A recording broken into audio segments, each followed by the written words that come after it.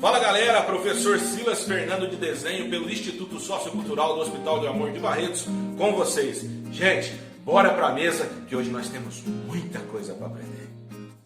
Bem pessoal, estamos aqui na mesa e hoje nós vamos falar um pouquinho sobre tipos de rosto que podem aparecer ou que você tem necessidade de desenhar. Quando nós vamos criar personagem, nós criamos tipos, né? Ou características ou padrões que nós damos aos personagens, ok? Então nós vamos tentando facilitar o nosso trabalho. Nós estamos aqui trabalhando com a parte daquele nosso círculo para poder criar a cabeça, que vocês já viram isso em aulas passadas, ok? Quanto mais suave estiver a sua linha, melhor. E aí nós vamos começar a desenvolver o trabalho, tá? Vamos colocar nossa linha de equilíbrio aqui ao centro, para desenharmos de maneira correta.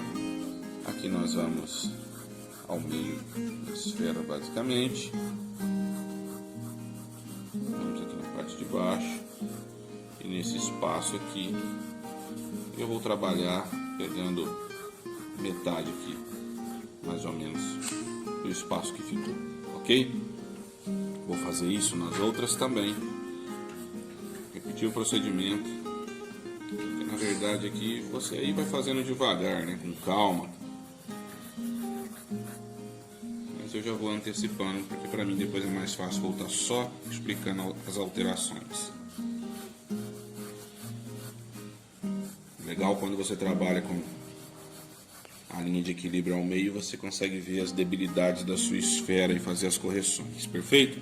Uma vez que nós fizemos aí, então o rosto tradicional, se nós fôssemos trabalhar com o rosto tradicional, seria pegar a medida, vamos supor que a minha linha do olho estivesse aqui, aqui fosse o meu nariz, eu pego a distância entre olho e nariz e acrescento o mesmo tamanho para baixo, ok? E aqui a gente teria como fazer um tipo de rosto, talvez com queixo um pouquinho quadrado, só que um rosto ainda com maxilar, né? Os típicos mangás aí, né, que nós trabalhamos.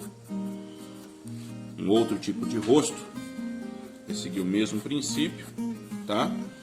No entanto, pega assim, coloca o mesmo, só que aquele rosto pontiagudo. Então você vê que trabalha com o maxilar fechado, como se fosse um V, e nós já subimos lá. Isso também é característico que você encontra no mangá. Bom pessoal, já nesse aqui nós criamos, né, os dois lá em cima, são padrões característicos, e esse aqui eu vou criar um padrão um pouco mais quadrado para ele. Nos quadrados eu costumo dizer que é interessante a gente alongar um pouco mais o queixo para poder parecer um pouco mais assim essa expressão quadrada. Então eu venho na mesma proporção e um terço dessa proporção, ou um quarto dessa proporção, eu posso aumentar aqui embaixo um pouquinho. E é simples fazer esse padrão. Esse rosto são aqueles rostos mais característicos dos vilões, né? Então, arredondado aqui só o cantinho, ok? E depois sobe quadrado. Tá aí um padrão. Aí já criamos aqui um padrão. Então observe bem o pescoço, que também acompanha, viu pessoal?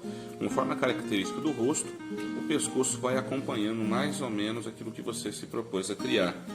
Então o rosto aí dos vilões ou daqueles super-heróis que são mais fortes um pouco, então geralmente tem o rosto mais quadrado e o pescoço um pouco mais grosso, com a parte do trapézio também mais armado, ok? E aí vamos ainda para um outro rosto, né?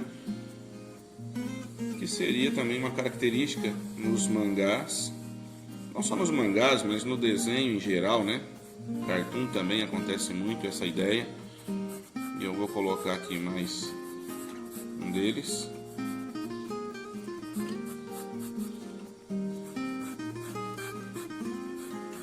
Mesma ideia, trabalhando com esse princípio aqui, não vai ser difícil para ninguém. E aqui eu vou criar, pessoal, como se fosse um oval aqui, ou mesmo distanciamento, ok? Um pouquinho mais, porque também segue esse princípio, e aí a gente poderia criar essa ideia aqui, né? Se eu pensar num oval aqui, fazer mais ou menos isso. E então eu venho aqui na lateral, e sempre na linha do zigomático para fazer o entroncamento do maxilar, do queixo que sobe para o rosto.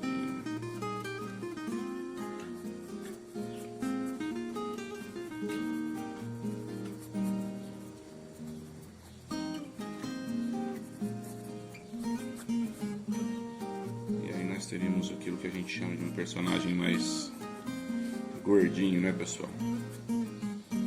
Também, o gordinho também tem aquele pescoço mais talar um pouquinho, né? E aí nós vamos